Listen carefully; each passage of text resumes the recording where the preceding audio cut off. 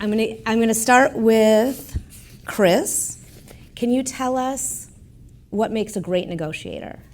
Well, something really boring to start off with. Listening. Oh, sorry.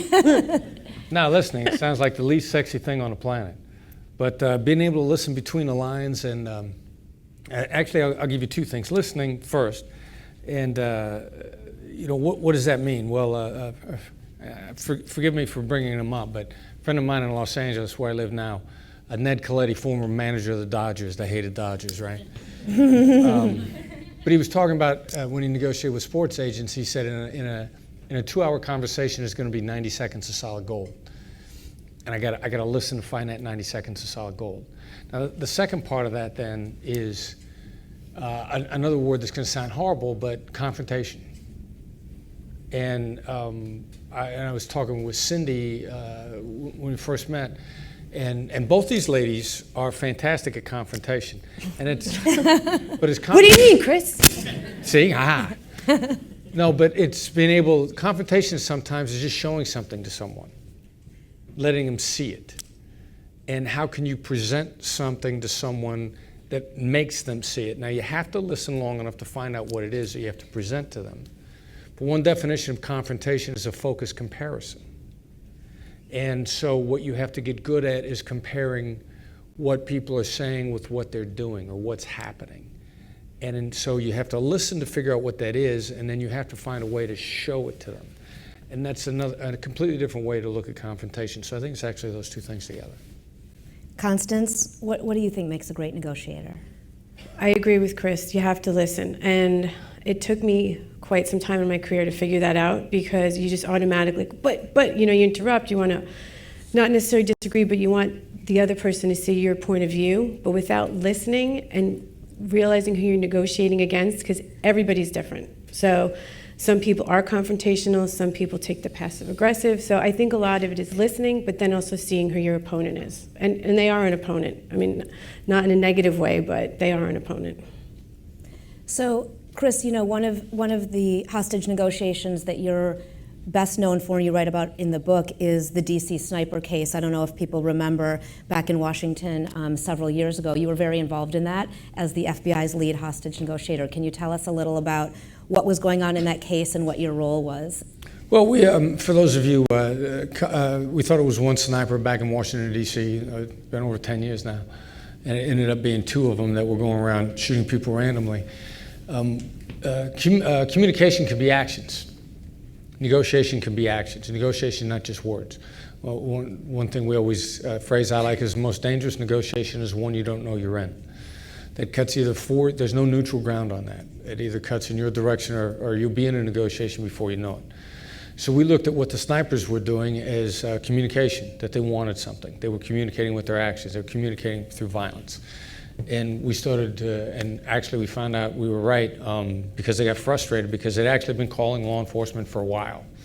They started leaving messages at the scenes of the shootings. They were trying to communicate. They wanted $10 million. So we looked at that as communication, and then when we finally discovered it, as absurd as it sounds, I was running the negotiation team the morning they called in to speak to us. We found out that they'd actually been calling law enforcement for about 10 days. And it was classic, ridiculous comedy. They called one tip line for the sniper, and the operator didn't know who she was talking to, and she actually said, "No, you've got the wrong number. You got to call somebody else." Imagine that. The serial killers call in. "No, let me put you on hold while I transfer you." They got one of the executive assistants to one of the chiefs of police in the DC metro area. They got him on the phone and spoke to him. He thought it was a joke and didn't take a message, didn't follow up, and hung up on him. And I think the guy ended up losing his position after it came out that he'd actually spoken to him on the phone. So it was a series of communication, and so then the most dangerous negotiation is one you don't know you're in. All right, so if they're communicating via actions, what does this mean? What's the commodity that they're after? How do they want to engage? And we engaged with them on the phone, and it contributed to how they were caught, and even more importantly, it contributed to them when they tried to put forward an insanity defense later on in court. it showed that they were conscious of what they were doing and what they were after. So it's, very much like what you said, reading the other side. You listen so you can read the other side, figure out what they're thinking, what they're doing. So maybe not a life or death situation like you're normally working in, but Constance was very involved in Michael Strahan leaving Live with Kelly, getting him that job in the first place on Live with Kelly, and then going to GMA.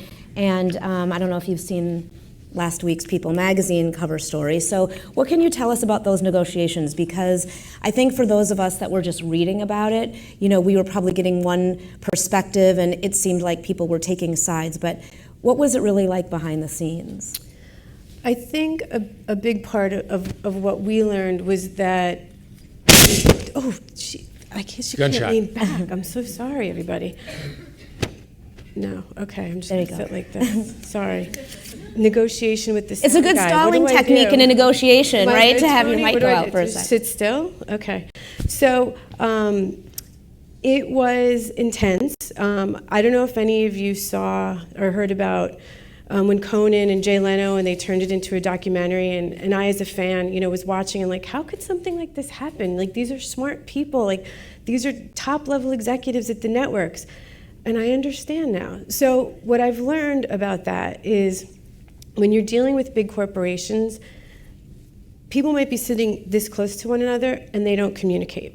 So for us, the key was over-communication, which might not have appeared like there was over-communication, but behind the scenes there's a lot of communication, over-communication. And we had to stop really just following what the media was saying, because half of it is not true. Half of it is just the salacious gossip magazines, which I hope everybody, don't read and buy. And what we definitely just stayed true was to ourselves, and just remembered that it was the same boss, of both television shows employed by ABC, asking for this to happen. So I think the key for us was, you get the people that you trust in the room together, you have the same message points, and we really just hunkered down and just wrote it out. And so, there wasn't a lot of press from Michael talking about this afterwards, and then this article came out all these months later. So I'm curious how you sort of negotiate the collateral damage or the negative publicity, and then come out with a cover story like this months later. So people had offered a cover at the same time, right after Kelly had her cover, and we just said, you know what, this isn't, we're done. We did what he was told to do by the executives. He made the move, and let's just get through this, and let's enjoy the summer and go spend time with your family. And then when it's time to come back for not just his, the new beginnings at GMA full time, but also back to football for him. He still does NFL on Fox every Sunday. He does have 4 children. He was able to spend some time off that he hadn't had, I think, since, I don't think ever. He played 15 years and then went right into a sitcom, and then, the Live with Kelly and Michael job. So that's why we waited. And it wasn't about addressing it. It was, this is behind the scenes with me and my family, the side that, you don't get to see. So that was it. And then, speaking of the art of negotiation, our cover got bumped 2 days later for Brangelina. So you could probably teach them something, Chris, about negotiation. Has publicity played a role in what you do when it comes to negotiating? Yeah, all the time. But I'm going to hear a little bit about her, because she keeps asking us questions. Because, but I'm so shy, for those of you that don't know me. One thing, a couple things that I want to make, I hope that we bring up before we get done, but when we were talking the other day, I asked her how she was perceived in the industry, how people perceive her, and what did you say? Do you remember? Yeah, I said, I think I'm seen as a straight shooter. Right, and so, and I'll give her a chance to talk a little bit more about that, but that, again, this gets back to this confrontation thing I was talking about.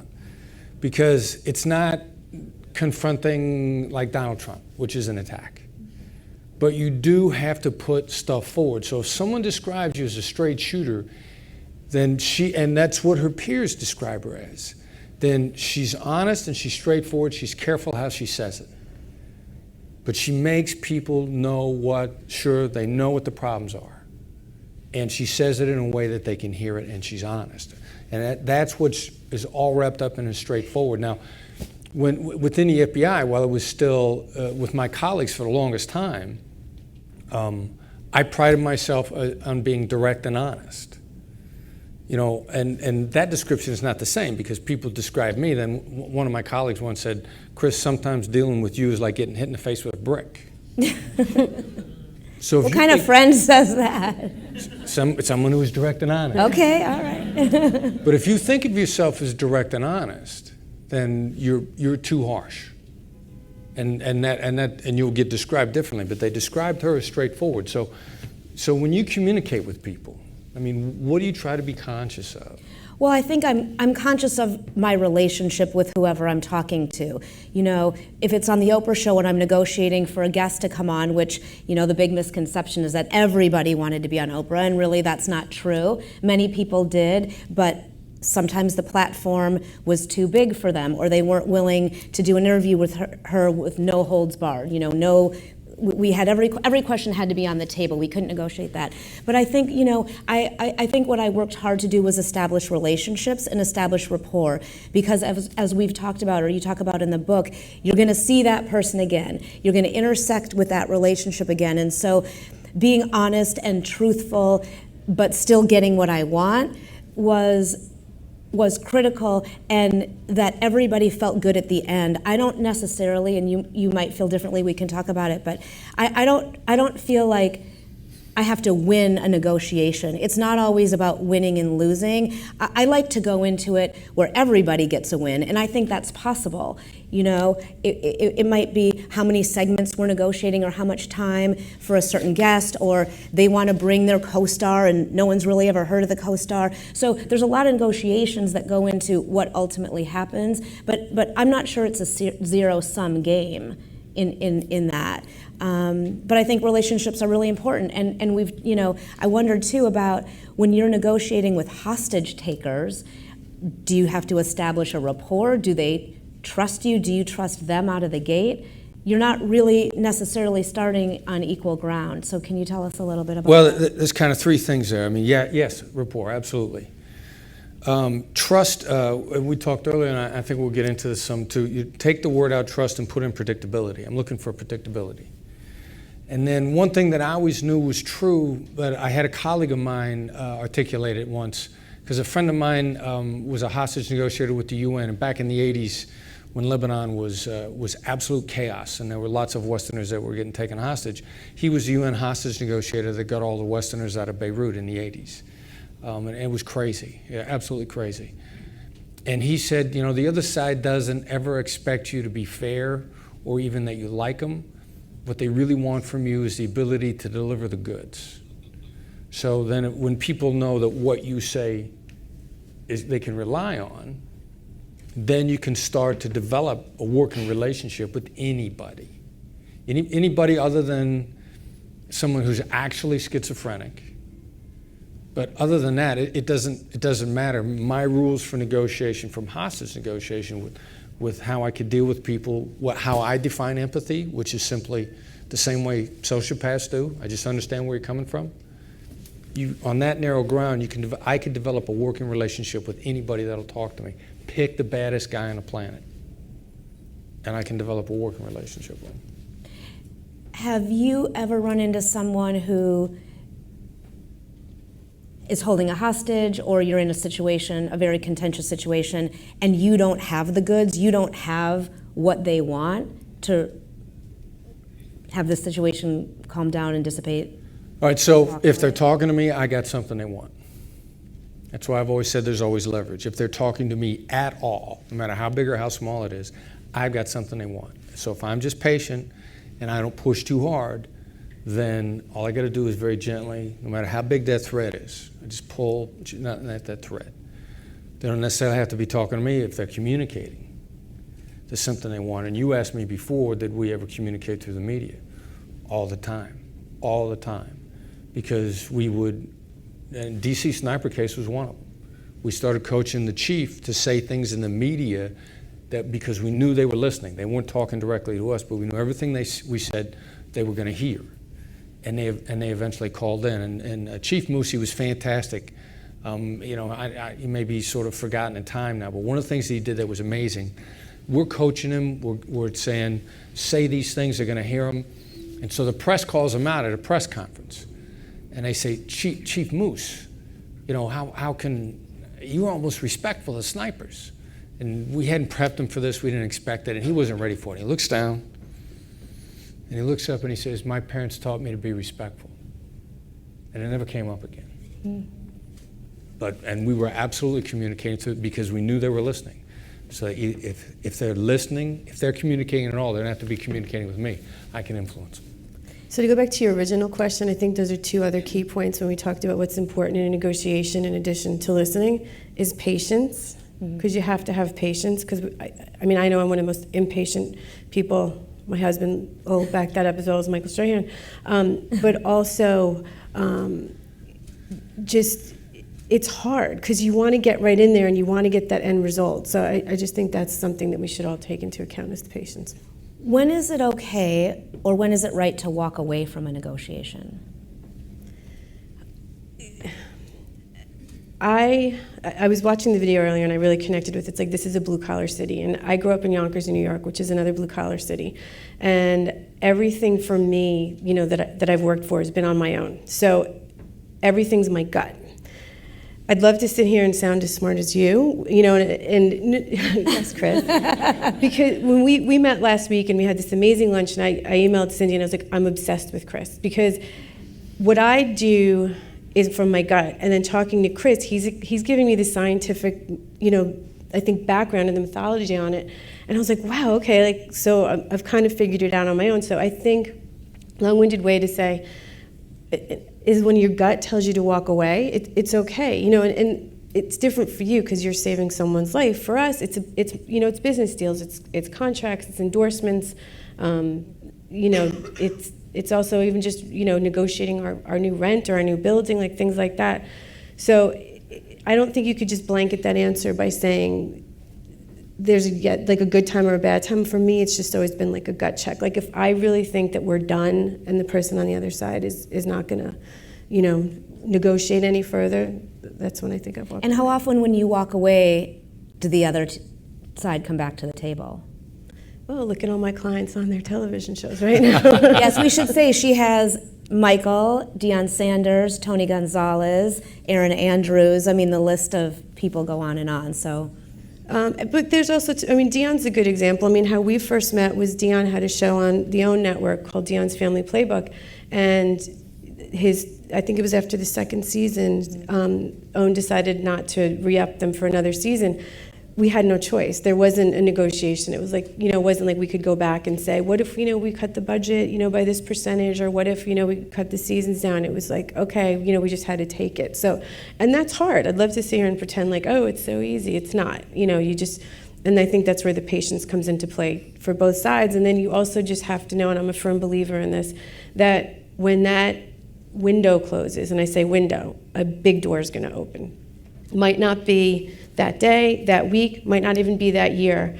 But I've been in business. I've had my own company for 6 years, and I started working, I graduated college in 1990, and I've worked nonstop all the way through. And I've had great bosses and mentors, and I've had some really not so great bosses. And they definitely, I would love to say they weren't a mentor, but they were a mentor in who I didn't want to be. So I just think it's important that you don't take your eye off the prize. And it might not be what you, like, you might think, like, this job is it for me. It might not be. You know, and even if you get into a situation where the job that you're in turns out not to be what you thought it was. Like, I worked for a record company for 11 months. I didn't make it to the 12th month because I was like, this is not for me. But had I not done that job, I wouldn't have realized that I didn't want to be in the record industry, number one. And number two, I made some great friends, but I also learned a lot of lessons on how I didn't want to operate in business. So I'm going to jump in real quick, too, because there was a bunch of things that she said that I think she's really good at.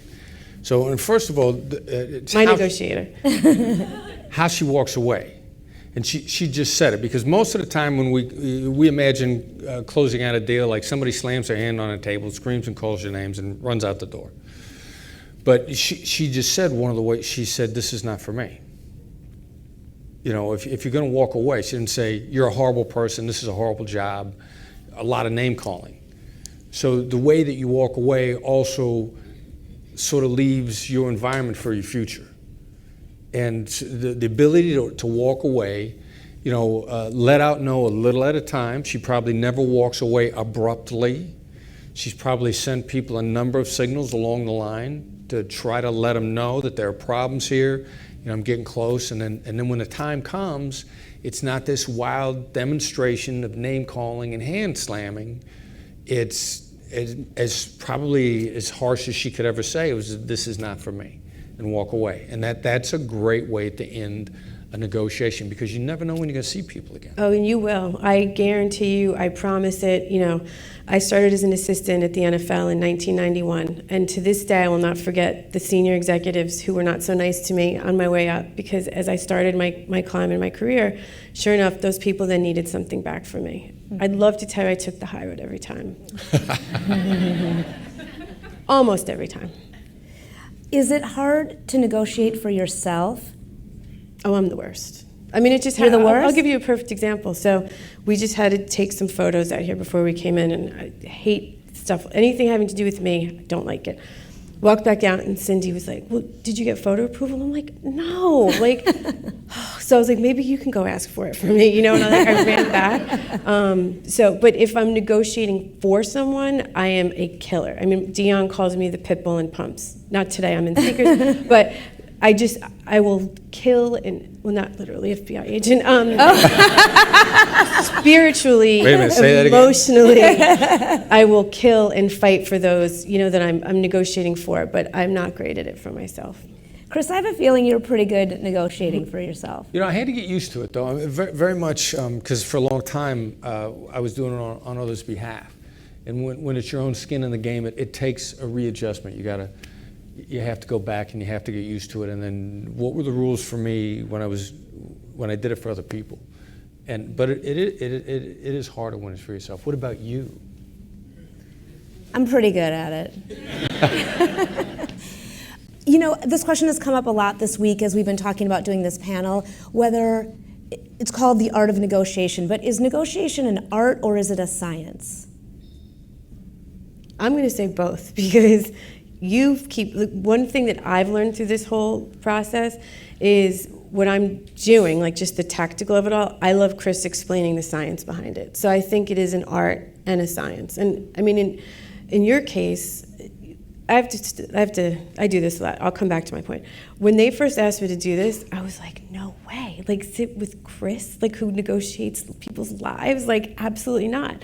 And Cindy, who does fight for herself very well, and also convinced me to do this. And I'm so happy to be here, because I've learned so much about what I've been doing right, and maybe some of the things that I could learn to improve upon. I mean, just at breakfast this morning. So I just think that is an art to it and a science. And everything that you've told us, and I've read your book, which was amazing. I was like, oh my gosh, I've done that. Oh, I didn't do this. You always, I think, can get better at it. So I think there's an art to how you negotiate, and the science is everything you've taught me in such a short amount of time. Thanks. No, but the art part of it, here's the good news for everybody else. It's effectively emotional intelligence. And there's really solid data out there now that says, your IQ is fixed. It's like your height. It's only so tall you're going to get, no matter how much milk you drink. Well, that sucks, because I'm only up to here. But your EQ, your emotional intelligence, the data shows that we can now improve that up to and through our 80s. And I think that that's only going to extend, because that's kind of the limit of functioning business people in their mid-80s now. So you can, no matter where you think you are in emotional intelligence, if you just start to work on it at all, you can immediately begin to build on it. And what it comes back to is something that Constance said a few minutes ago. She said her instinct on whether or not to do the deal.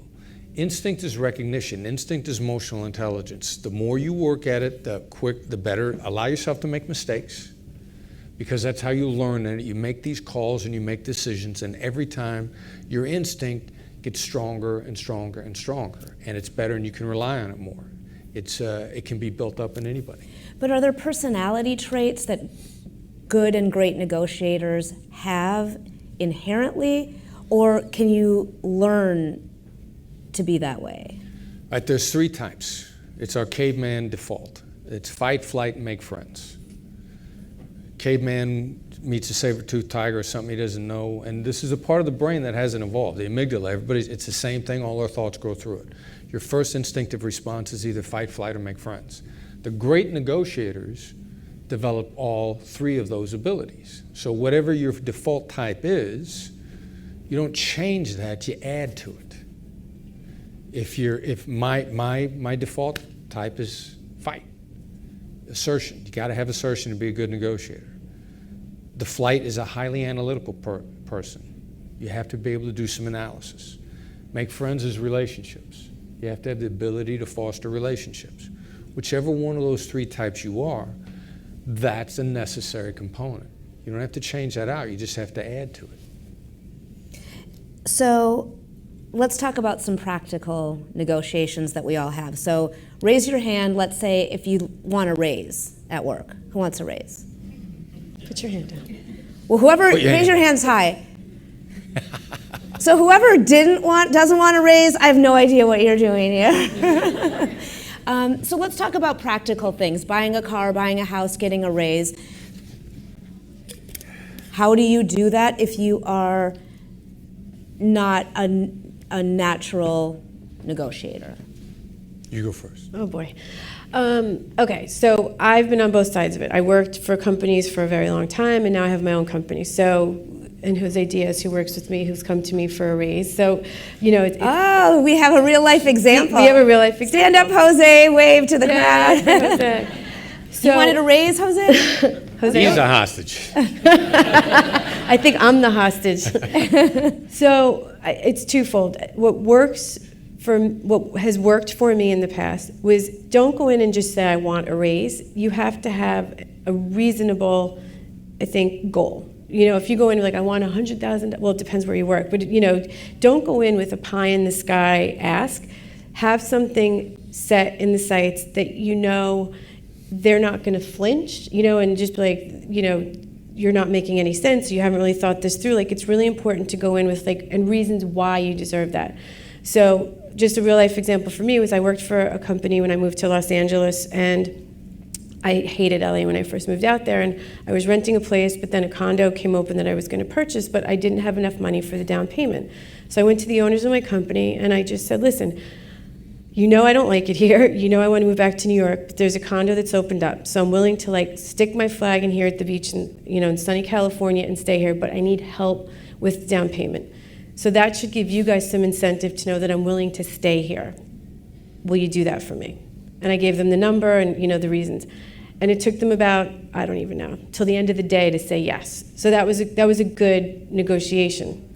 Now fast forward, a couple years later, I was managing Snoop Dogg, and when I first went into the company, my contract at the time wasn't to be a manager, so I didn't know to negotiate for like a percentage of what's brought in.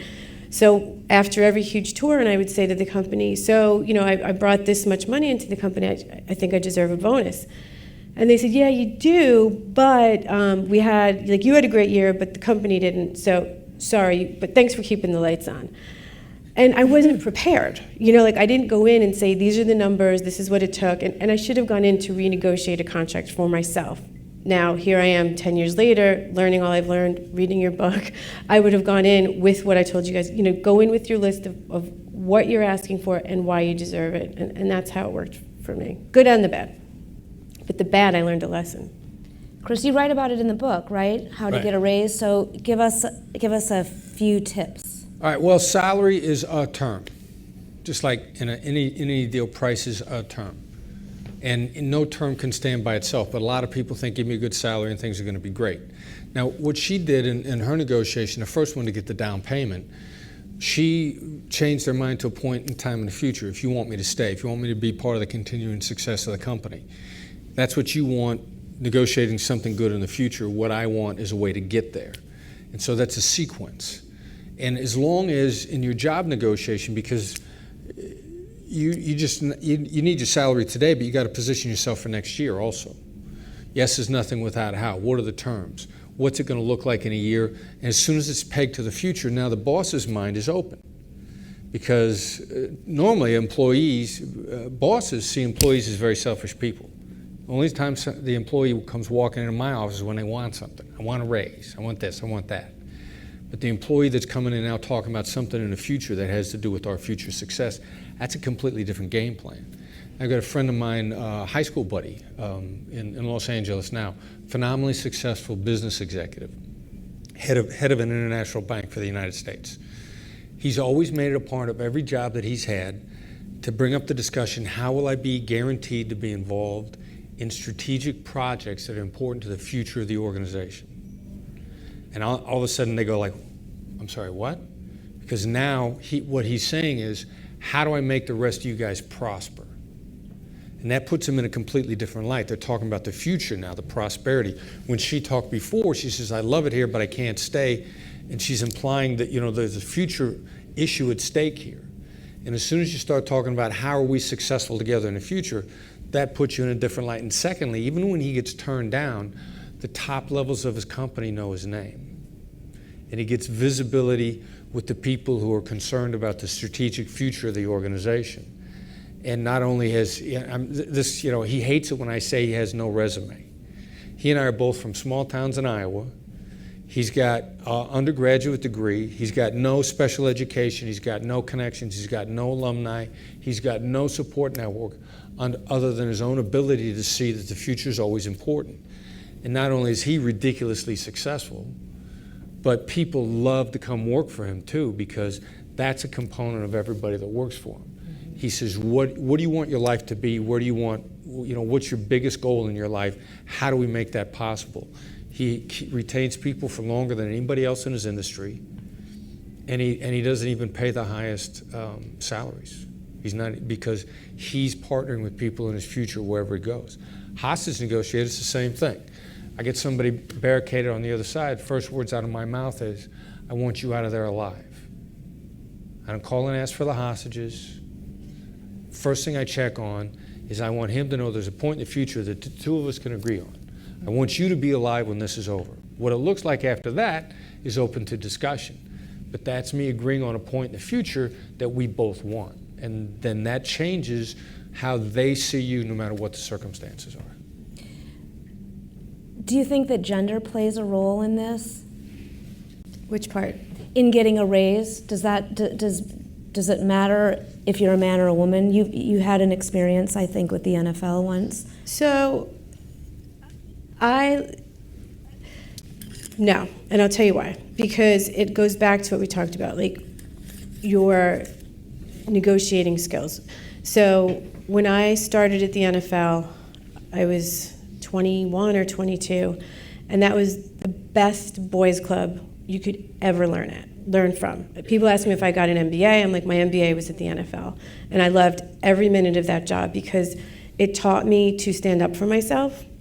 And I think that you could blame it on being a woman. And back then there was no human resources, there was no overtime, there was no politically correctness. But that made me stronger in who I am today. So there was an incident in my early 20s where there was like a volunteer kind of position on the weekends to go to games it was like the internal joke was called shoe police. But you would go and you would check during the games what players had which sneakers on, if they were spatting, if their socks were at this level, their jerseys had to be a certain way. It was a lot looser back then than it is now, but still, a very serious business. And I went to ask if I could do it, and the person said, no. And I was like, is it because I'm a girl? Back then I still think I'm a girl, but I think that's politically correct. So I was like, is it because I'm a girl? And they said, well, what if you get hurt? I said, that's on me. I'll sign something if I need to sign something, but that's on me. Give me a chance. If I don't do well at it, I'll never bring it up again. I'll never bother you again. And they let me go, and the person who was in charge of it actually ended up getting hit by a football player on the sideline and getting a concussion, knocked out cold. Who was a man? So it was great. It was a great experience, and it was also at the time I didn't realize that I was learning to negotiate for myself. So I'd love to sit, and blame everything. There is gender inequality. I'm not saying there isn't, but for me, I just sort of have had to fight for every step of the way in my career. And there was another instance when I was there where I was a newly promoted assistant, and with the male coordinator, we were given a golf tournament that the NFL put on to run it together, and I ended up running it, and the guy I was working with was on some other project, and we were brought in to the boss, who was a man. And so he was looking at the other guy, Jay, what's going on with this? And Jay's like, Constance was doing it. He's like, what? And so they asked Jay again. He's like, and so then I said, Don, I'm the one that should go to the sponsor and explain to them everything that's happening. And he said, Con, how can I send a newly promoted secretary in to meet with the president of brand X? And I was like, fine, send Jay, because he's going to have no effing idea what he's talking about. And I got up and walked out. So I guess that would be a little aggressive. It worked. You know, the boss, I don't want to give anybody's names out. That's why I'm being. Yeah. And that boss, though, turned out to be one of the greatest mentors of my career. He's still involved in my life, and we both learned something that day. And that's why I don't like to blame my gender. I don't like to blame where I was. Like, I think you need to take everything that's brought your way and learn from it and grow. And that's why I'm not. I mean, you guys will probably disagree and say it was, you know, gender discrimination. But you know what? It was what it was. It was a different time, I guess, back then. So. You got to answer that. What was the question? Does Gender in does negotiations. gender matter in negotiations? I don't think that it should. I do think, you know, I do think that men and women might grow up perhaps differently and be taught to ask for things in a different way, but it shouldn't matter, and I'm not sure that I've had any experiences where it did. So, Chris, has there ever been I don't know what you call them, like people the terrorists or whatever, has there ever been a female that you've had to negotiate against? No, we've never had one on the other side, but we have plenty of female hostage negotiators. And What are the differences? How is their approach different? well, If what you guys are saying, it matters if they're good. It doesn't matter what the gender is. Now, you know, that being said, I know that there are certain types of hostage negotiations, a very specific profile. If I put a woman on the phone and she's any good, it's going to be over in about 5 minutes. Why is that? But she's got to be good first, because there's certain bad guys, if you will, that they've never had a woman listen to them before. And the minute a good listener gets on the phone with them, who happens to be willing to listen. It was a guy at home in Louisiana. It's been quite a while ago. An on-duty deputy sheriff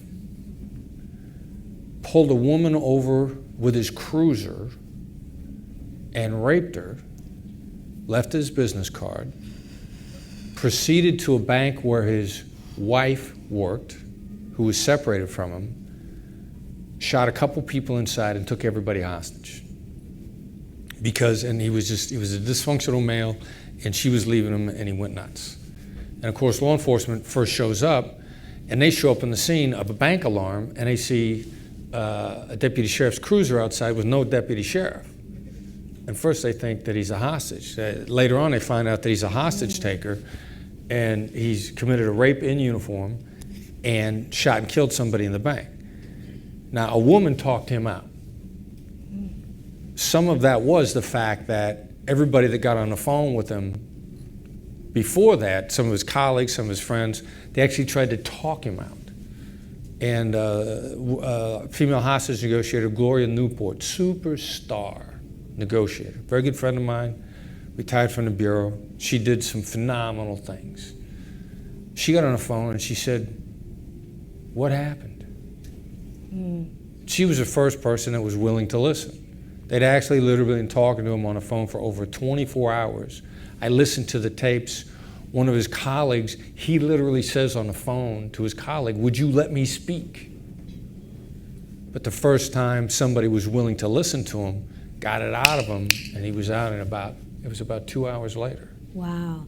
Is negotiating, we talked a little bit about this earlier, is it always a zero-sum game in a hostage situation? Because getting the person out alive is the only thing that matters, right? So how do you evaluate a situation if you don't get the person out alive? Has that happened? I haven't had anybody die in a contained siege, although it happens. I've had kidnappings that didn't turn out the way I wanted them to. And we saw that, and you can usually see that stuff coming. And we now know enough about this stuff, you can see it coming. It's the issue of whether or not you can head it off. But and it's the same way that I negotiate in business now. Like, my money's important to me. So I want to get as much as I can through emotional compensation before I ever start talking money. So hostage negotiator was just like all emotional compensation. Let's see how far we can get by hearing them out, finding out what's bothering them, finding out what's driving them, reframing a certain things, making them feel more in control. And so in business and in any other thing, get as far as you can before you start throwing money on the table, right? Right. I think another, just on the ground example, so Michael and I have been friends for about 20 years. We met when I worked at the League, and when we started working together, it was right after he retired, and he had another like a marketing agent, and the athlete mentality back then was just, get what you can. So he had about 5, I think, endorsements and commercials going on. And I looked at him and I just said, listen, I don't know what's going to come. I said, but you've got to just let these all run out. I said, there's nothing here, in my opinion, that's helping to build your brand right now, and so let's let them go. And he was like, are you crazy? He's like, this is so much money, and I said, Michael, I don't make money when you're not making money. So if I'm telling you to pass on something where it's going to be a big check for me, and I need the money way more than you need it, then just trust me on this.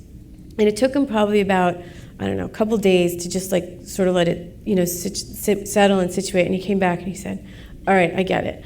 And when he goes out and does speaking engagements, it's one of the first stories he'll tell is you've really got to, just understand what you're negotiating for. Even though we didn't know it would, be these amazing TV opportunities, we still knew he was, destined for some great things to come. So I think less is more in a lot of cases. Obviously not less harm in your case. All right, I think we're ready to take questions for the panel. Do we have any questions? I think there's a mic coming around, so just wait for the mic and then ask away. Thank you very much. My question is around walking away. Can you talk about using it as a tactic and maybe feigning walking away when you're maybe not ready to truly walk away, and about the risks of using it as a tactic? Yes, is that for me or all of us? Don't ever fake walking away, ever. Because be prepared. They might tell you we're done. So that's just my opinion. Is if you're threatening or walking away, you better be ready to walk away. Cindy, Can you ever walk away? Well, there's a couple different distinctions. Just because you're not going to walk away doesn't mean say yes to start with. Don't be the hostage to yes. Discussion can continue, and then I can communicate that. Look, if we don't deal with each other in a certain way, then this conversation is over. We had a kidnapping in Colombia, and they got a 12-year-old boy that's kidnapped, and we're advising a kidnapper and claiming that they're hurting the kid. So we got to get this off the table to continue the discussions. We coach the mom up to say, she said, let me be clear. I will work with you. I will never work with anybody that will harm a child. So she drew a hard line in the sand there. So continued the conversation, but drew a hard line on unacceptable behavior. And they never talked about her and the kid again. Congrats to all of you on the panel. You have amazing careers, so thanks for sharing your stories. My question for you is, for Constance, how have you built your roster of clients? You have such an impressive list of clients that you work with. So how have those relationships formed and continued to be so successful? Thank you, first of all. Let's see. It's a lot of the guys I knew, like Michael and Tony, I met when I was at the NFL, and we were friends, more than anything. And then Dion I met briefly early on in both of our careers. And when I was managing Snoop, we started the Snoop Youth Football League, and we were playing the Snooper Bowl in Dallas. And Snoop was playing Dion's team. And so Dion reached out to me a couple months later. And actually, this is another form of negotiation. So Dion called me and said, hey, I'm putting together a new team for my marketing. Could you tell me who handles Snoop? I was like, well, I do. He said, okay, well, could you introduce me to the people that handle all of Snoop's marketing and appearances and things? I'm like, well, it's me. He said, well, who does his bookings? I said, well, for the touring, we have an agent, but everything runs through me. I'm the captain, the quarterback, the coach, the general manager, whatever you want. It all runs through me. He's like, oh. I said, well, do you want to meet with me? He's like, oh, yeah, I'd love to meet with you. So and it was a good learning experience for me because I didn't understand he was negotiating to get me to ask him to meet with him. So that's how I met him. Erin Andrews, another friend who I met through Michael, and then she approached me. Kurt Menefee came to me for advice. I met him through Michael, and he just came for some advice. And it was one of those like, wow, you know, really talented. You know, would you want to work with me? He was like, I didn't even come here thinking that, but yes. And then Wiz Khalifa's lawyers are friends of mine, and they called me a couple years ago. And I initially said no, negotiation for them on their part, because when I stopped working with Snoop, I was done. Like I had a great run with him, 7 years, 49 dog years, right? And as soon as I turned 40, I was like, I've run out of gas with you. I love you. I'll be friends with you forever. But I was done. And so when the lawyers called me, I was like, no. And it wasn't a negotiation tactic. I was in St. Bart's partying with my husband and Michael, and we were all out there, and I hung up, and they're like, what was that about? Actually, they were negotiating. I said, that was with his lawyers, you know, wanting me to take a meeting. They're like, are you crazy? You call them back and say you'll take the meeting. I said, are you guys crazy? I said, you're not gonna be the ones on the front lines. You have no idea what goes into managing a hip hop, you know, rapper, artist, entrepreneur, etc. And they said, good point, but we don't care. Call them back and take the meeting. And I'm so glad they had me do that because this is from Wiz's new line that he's doing with his son, Sebastian. It's Bashed by Wiz Khalifa for parents and their kids. Little plug there, junk food dog. But it's been such a great run for me. And it was good because I took 5 years off of working in the music industry. And another thing I think we talked about was when I started working with Wiz, I said, just so you know, I'm not looking to be back in the music business per se. And he was like, I know that, and that was one of like a couple people, like other managers bidding against me, used that against me, saying she's been out of the game for so long. I said, I look at it as a positive. I said, I still know what's evolving, and the music business has evolved, and it's in such a different state now. I said, so I think it's a positive. And the second thing is, I'm never going to negotiate against you because I'm worried about upsetting the record company or the publishers or Billboard magazine. Like, I'm always going to make the decisions that are best for you on your behalf, instead of like, if I make this decision, it's going to piss off the label, and I've got another artist over there. So it's not always the case, but let me jump in on that, because I know that both of these ladies are very good at that, and it gets to trust. And trust means, will you put your interests in front of mine? And she's already given a couple examples where she was willing to put what was best for the client ahead of what's best for her. It's a problem with a lot of agents. Like, I'm not going to ruffle feathers in the industry. I'm not going to stand up for you. I'm not going to walk away from this deal because I'm worried about how I'm perceived. She doesn't care about that. And I know you don't either. You guys, both of these ladies work, they think first, what's best for the people I'm working for? And then I worry about me afterwards. Correct? Yeah, I mean, you know, Oprah, obviously known by one name around the world, and everything that we do, and I know there are some former Harponians in here. We call ourselves Harponians from Harpo and all that.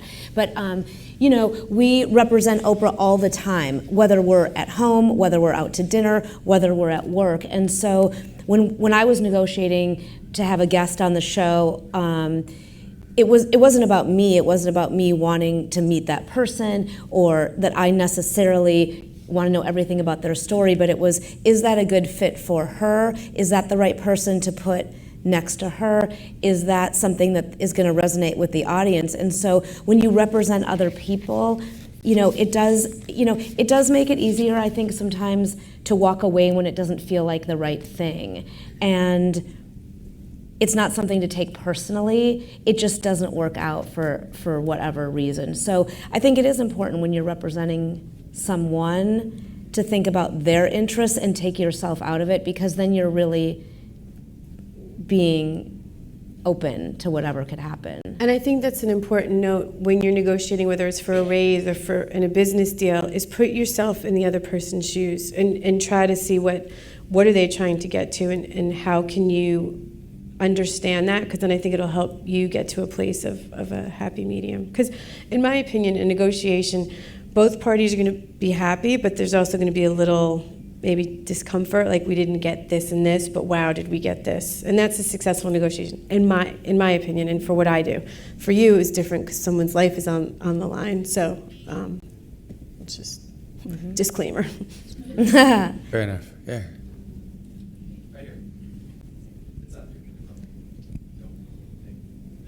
Sorry. In the company that I worked for, we do have a lot of influence kind of thing, and that is something that they encourage us to do. So I would like to know your opinion between negotiation and influence, because I see it differently, but it might be related. So what would be your thoughts around that? Interesting. That's Chris. Negotiation is using influence and gathering information at the same time. Influence might just be the application of your influence, but real negotiation is pulling information real time while the negotiation is going on. So I can calibrate my influence, I can test my assumptions, test my hypothesis, I'm listening for the solid gold that I might not know is there. It's impossible to know everything, no matter how much research you do, no matter how much influence you have. You have to learn at the table and be able to adapt in real time. So negotiation is influence plus information gathering, in my view. Cindy, I have one right here. Okay. This question is for the panel and either one of you all. What do you do when you experience career burnout, or how do you rejuvenate your enthusiasm for your job? I'll take that one. You know, I've been with Oprah for a really long time, whether it was on the Oprah show or now with the network OWN. And you know, for me, that when we talked about negotiating being an art or a science, I feel, I mean, I have learned a lot actually about it being a science, but I see it more of an art as an art form, and it's fluid and it's about flexibility and adaptability. And so the reason why I still love booking interviews and booking guests after all these years is because I learn something new every single day, and no two conversations, no two negotiations are ever the same. And I think that is specifically what has kept me from burning out on it. I look at each situation, how did I go into it, how did it work during the time of the conversations, and then at the end, was everybody happy? What I could have done better, what I might have said, how I should have communicated that. So it's a constant evolving learning process for me, and that's how I avoid burnout. Right here, Cindy. This question is for Chris. The title of your book is Never Split the Difference. It seems counterintuitive in negotiations. I'd like to hear a thought on that. Yeah, well, you know, a couple different things. Somebody who offers to split the difference, or somebody offers to meet you halfway is usually a poor judge of distance. To start with. So it could be a tactic that you got to watch out for. So then, like, should we compromise? Should we split the difference? Like, you know, should I wear brown shoes or black shoes with this suit? Well, let's split the difference. I'll wear one black and one brown. I'm looking at your shoes. I'm too black. Yeah, so Right. the spirit of compromise means that you're open to listening. But the practice of compromise really, most of the time, is splitting the difference. The practice of it is one black shoe and one brown shoe. Let's take a little bit of your idea, a little bit of my idea. We're both tired. Let's go home. Let's call it a day. It's what politicians do, and look how effective they are in getting things done. So it happens a lot of times as a shortcut. It happens because we're tired. Now, there's a difference between high-value trades and splitting the difference.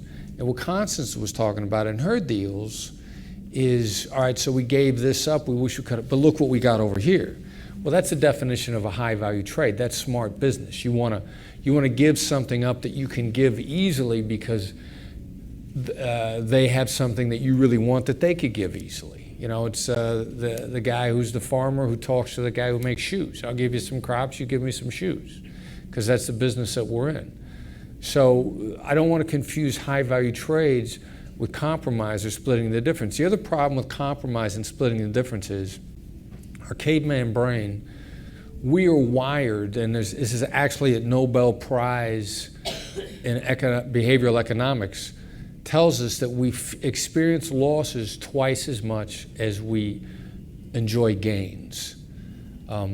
Which means if I beat you out of $5, then you're going to want to get me back for 10 before you feel like we're even. And it's in the sports world that people have said, you know, losing the Super Bowl hurts twice as much as winning it feels good. So if loss stings twice as much as an equivalent gain, and we start splitting the difference, yeah, I beat you out of 5, you're not going to be happy till you get me for 10. You get me for 10, now I'm not going to be happy till I get you for 20. It becomes a vicious circle. So compromise is also a very dangerous thing to do, because when I give something up to get something, it stings me, and I'm going to want to get you back in a way that you perceive to be unfair. So it's just it's a difficult road to go down without having things go bad. Yeah, so you talked about overcommunication before. Is there ever a concern with overcommunication that you'd be showing too many of your cards? It depends on what you're over-communicating. So I have, like Cindy, I'm a straight shooter. I mean, it's just the way, good or bad. Like my friends will always say, if you really want Constance's opinion, don't ask her. And that's the same way it is with my clients. So I think it's, when you're over-communicating, it doesn't mean you're giving away your secrets or, you know, too much information from your side, but it's just always, this is where I want to end up. You know, like when we're negotiating endorsement deals, luckily for us, Jose and I have relationships with most of the marketing agencies, and they know that when I'm saying I need to get to this number, I mean it. You know, it's not, and that's because I've been very truthful and have over-communicated, because there's a lot of people that I think don't do that, and that, you know, can work against you. So I just think it's not about telling too much, and that's what I mean. That's not what I meant by over-communicating. It's just, don't keep too many things thinking that the other side knows what you're thinking, because they don't. They really don't. This is one thing I've learned. The people on the other side, don't give them too much credit. They're not knowing, they don't really know what you're thinking. And sometimes you just have to tell them, so.